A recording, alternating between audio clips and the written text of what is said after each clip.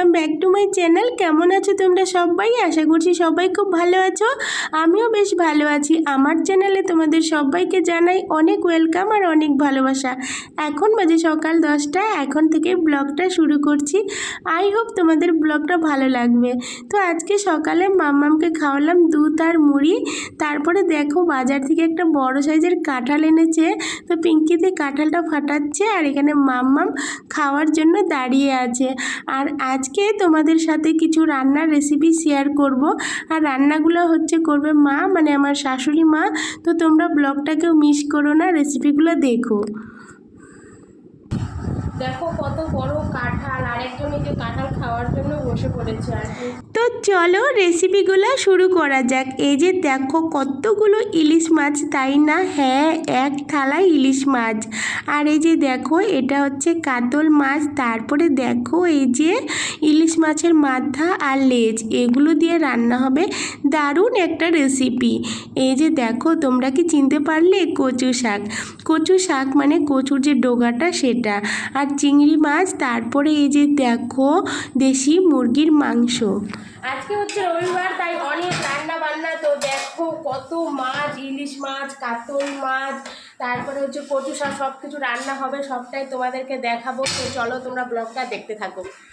দেখো এই যে এখানে কচু শাকগুলো সেদ্ধ বসিয়ে দেওয়া হয়েছে। সেদ্ধ বলতে একটু ভাত দিতে হবে, তাই এখানে রান্নাঘরে কচু শাকগুলো বসানো হয়ে গেছে। আর এই যে দেখো কত চিংড়ি, সব এগুলো রান্না হবে। তো দেখো মা কিন্তু রান্নাবান্না শুরু করে দিয়েছে। আর তোমরা কি লক্ষ্য করলে ইলিশ মাছের 2 পিস মাছ ভাজা ছিল? কেন বলো তো? আমাদের বাড়িতে দাদা কাঁচাটা খেতে চায় না। ইলিশ ভাপা যেহেতু কাঁচাই করা হয়, তো দাদা কাঁচাটা খেতে চায় না, তাই 2 পিস ভাজা আছে।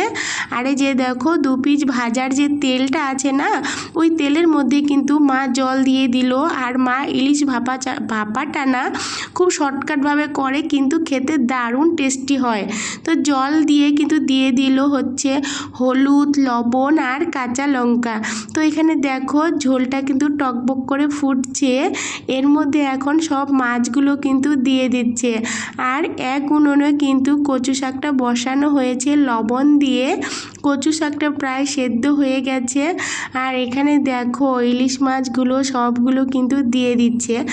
সব মাছগুলো কিন্তু দেওয়ার পরে না সরষা কাঁচা তেল দিয়ে দিল। তারপরে একটু নাড়াচাড়া করে কিন্তু মা ঢেকে দেবে, যেন মাছটা ভালোভাবে সেদ্ধ হয়ে যায়। কিছুক্ষণ পরে কিন্তু মা আবার ঢাকাটা তুলে দেখছে। তো মাছটা কিন্তু প্রায় 70% মতো সেদ্ধ হয়ে গেছে।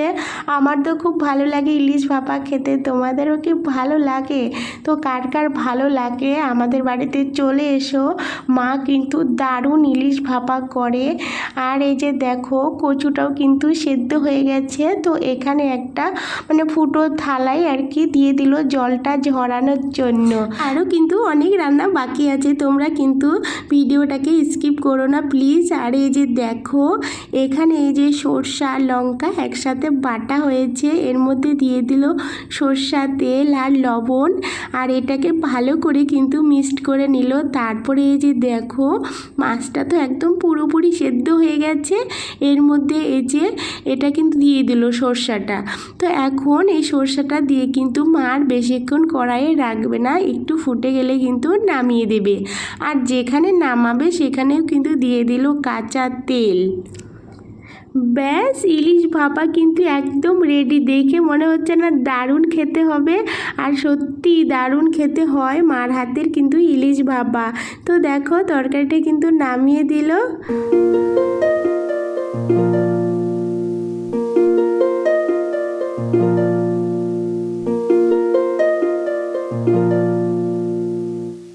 তো ইলিশ মাছ কিন্তু রান্না হয়ে গেল। এখন হবে কচু শাক রান্না। কচু শাকের জন্য এই যে কড়াইয়ে তেল দিয়ে দিয়েছে। আর এখন এই যে মাছগুলোর মাথাগুলো ভাজা করবে, তারপরে কচু শাক বসাবে। তো এখন কিন্তু হবে কচু শাক রান্না। কচু শাক রান্না করার জন্য এই যে দেখো মাছগুলো না হলুদ আর লবণ দিয়ে কিন্তু ভালো করে ভেজে নিল। দেখো এরকম গুঁড়ো গুঁড়ো কিন্তু ভাজা করা হয়ে গেল। আর এইদিকে চিংড়ি মাছ করার জন্য কড়াই বসিয়ে দিয়ে তেল দিয়ে কিন্তু জিরা ফোড়ন দিয়ে মা চিংড়ি মাছগুলো বসিয়ে দিল। আর এদিকে দেখো মাছ ভাজার কিছুটা তেল ছিল, আরও কিছুটা তেল দিয়ে দিল, তার মধ্যে দিয়ে দিল হচ্ছে শুকনো লঙ্কা, আরও কিন্তু অনেক কিছুই দিবে, তোমাদেরকে সবটাই বলছি। দেখো দিয়ে দিল শুকনো লঙ্কা, তেজপাতা, একটু নাড়াচাড়া করে নিল, তারপরে এখন কিন্তু দিয়ে দিবে হচ্ছে লবণ আর রাঁধুনি, যেটা কিন্তু দেওয়াটা খুবই দরকার। কচু শাকে না এরকম রাঁধুনি দিলে কিন্তু খেতে দারুণ টেস্ট হয়। তো দেখো লবণ দেওয়ার পরে দিয়ে দিল রাঁধুনি, তাহলে কিন্তু কচু শাকের স্বাদটা আরও অনেকটা কিন্তু বেড়ে যায়। তো এখানে না ফোড়ন থেকে কিন্তু সুন্দর একটা গন্ধ বেরিয়েছে। এখন হচ্ছে কচু শাকগুলো কিন্তু দিয়ে দিল, তারপরে দিয়ে দিল কিছুটা কাঁচা লঙ্কা, হলুদ, আর জলটা কিন্তু মা ভালো করে ঝরিয়ে নিয়েছে। আর লবণটা কিন্তু ভেবে চিন্তে দিতে হবে, কেন বলো তো, সেদ্ধ করার সময় কিন্তু লবণ দেওয়া হয়েছে। তো সব কিছু দিয়ে কিন্তু মা কিছুক্ষণ নাড়াচাড়া করেছে, তারপরে কিন্তু দিয়ে দিল লেবু, আর কচু শাকে লেবু দেওয়াটা কিন্তু খুবই দরকার। তো লেবুটা দিয়ে কিছুক্ষণ নেড়ে চেড়ে তারপরে এই যে দিয়ে দিল ভেজে রাখা মাছগুলো, তারপরে এই যে দেখো দিয়ে দিল সামান্য একটু চিনি। আর কচু শাকে কিন্তু চিনিটা দিতেই হয়, মানে দিতেই লাগে কচু শাকে, তাহলে কিন্তু আরও কচু শাকের স্বাদটা বেড়ে যায়। আর এটা দিয়ে দিল হচ্ছে জিরে গুঁড়ো। তো ব্যাস এই যে সব কিছু কিন্তু দেওয়া হয়ে গেল, আর ভালো করে এখন কিন্তু আরও কষাতে হবে। কচু শাক আর চিংড়ি মাছ একসাথে হচ্ছে, মানে দুই উনুনে হচ্ছে আর কি রান্না। তো এক উনানে তো কচু শাকটা হচ্ছে, আর এই যে চিংড়ি মাছগুলো যে ভাজা বসিয়েছে মা, এর মধ্যে কিন্তু দিয়ে দিল সরষার মধ্যে একটু লবণ দিয়ে জল দিয়ে গুলিয়ে কিন্তু চিংড়ির মধ্যে দিয়ে দিল। আর এখানে দেখো কচু শাকটাকে কিন্তু ভালো করে কষাচ্ছে, আর চিংড়িতে দিয়ে দিল সামান্য একটু চিনি। আর কচু শাক কিন্তু দারুণভাবে কষাতে হয়। আর এদিকে দেখো চিংড়ি মাছটা কিন্তু মা নামিয়ে দিল, আর কচু শাক কিন্তু এখনও হয় নাই। কচু শাক রান্না করতে অনেকটা কিন্তু সময় লেগে যায়। তো ফাইনালি কিন্তু এখন কচু শাকটা হলো। আর কচু শাকে না লেবু রস দিলে কিন্তু গলায় চুলকানোর ভয়টা থাকে না। চিংড়ি হয়ে গেল, ইলিশ মাছ হয়ে গেল, এখন হবে চিকেন। আর এটা হচ্ছে কিন্তু দেশি মুরগি, পোলট্রি কিন্তু না। তো এগুলো রান্না হয়ে গেল, এখন চিকেন রান্না হবে। তো চলো তোমরা দেখতে থাকো। তো এখন হবে চিকেন রান্না করার জন্য এই যে সবার প্রথমে কিন্তু আলুগুলো ভেজে নিচ্ছে, যেহেতু আলু দিয়ে চিকেনটা করা হবে। আর এখানে দেখো পেঁয়াজ, রসুন, টমেটো সব রেডি করা আছে। আর এই যে দেখো চিকেনের মধ্যে মা একটু দিয়ে দিল লেবুর রস। আর এখানে দেখো আলু ভাজার তেলটা কতটা আছে, এর মধ্যে দিয়ে দিল হচ্ছে তেজপাতা আর সামান্য একটু জিরে। আর এর মধ্যে এখন দিয়ে দিবে কিন্তু কেটে রাখা টমেটো, তার আগে একটু সামান্য লবণ দিয়ে দিল। আর দেখো এই যে এখন টমেটোগুলো দিয়ে দিল, আর টমেটোগুলো দিয়ে একটু নেড়ে চেড়ে নিল। তারপরে এই যে দেখো রসুন পেঁয়াজ কিন্তু একসাথে দিয়ে দিল। এই রসুন পেঁয়াজের মধ্যে সামান্য একটু কিন্তু লবণ দিয়ে ভালো করে এগুলো ভেজে নেবে। তো দেখো এগুলো লাল লাল করে কিন্তু ভাজা হয়ে গেছে। এর মধ্যে দিয়ে দিচ্ছে মা এখন মশলাটা, আর এই যে দিয়ে দিল সামান্য একটু হলুদ গুঁড়ো। এগুলো কিন্তু এখন ভালো করে একটু কষিয়ে নেবে। তো দেখো সামান্য একটু জল দিয়ে দিল, এই মশলাটা যেন ভালো করে কষানো হয় তাই আর কি।